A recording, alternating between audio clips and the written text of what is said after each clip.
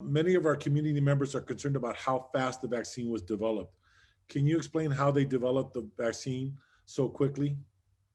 Absolutely. I think this is one of the number one questions that I get asked is this perception that somehow the vaccine development was rushed.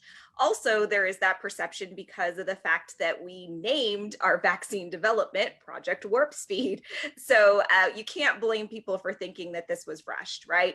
But I'm here to tell you that that really isn't the case. And so one thing I want to just start out with is the fact that the coronavirus, in particular, what causes COVID-19 is the virus called SARS-CoV-2.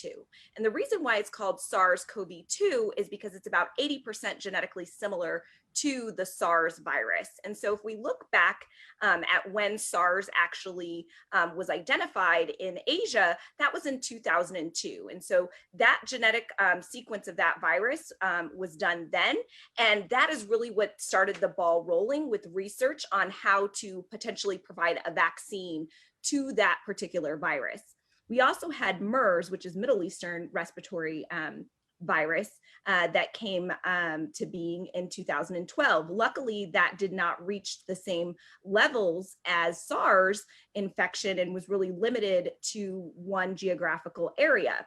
But because of that, there was a lot of research that was being put towards if those two infections, because they're both part of the coronavirus family, if those two infections came back. And so we have really been studying the possibility of having a vaccine for those two infections for the past 17 years.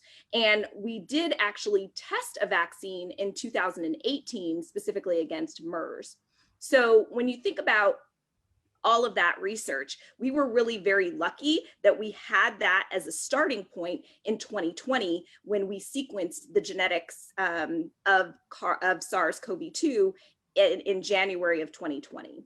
So that happened first, and then we really went off of the backs on that existing research because not only did we have a singular focus because this was something that was impacting the entire world, but we had a massive amount of funding that was put towards this effort. So singularly, we had everyone in the world really working on this. And at that time in April, we had 4 vaccine candidates that were being tested. The other thing too that was unique about this particular vaccine versus other vaccines in the past is that we did phase 1 and phase 2 studies simultaneously. And then we had phase 3 that started and that was being done at the same time as vaccine supply.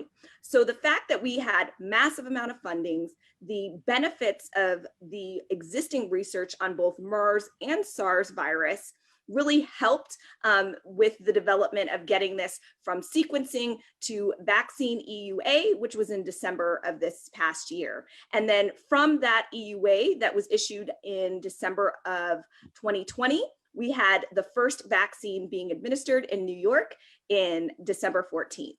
So hopefully that helped a little bit to dispel some of those rumors. But again, massive amounts of funding, singular effort, the entire world was working on this, as well as having the benefit of existing research for a very similar coronavirus.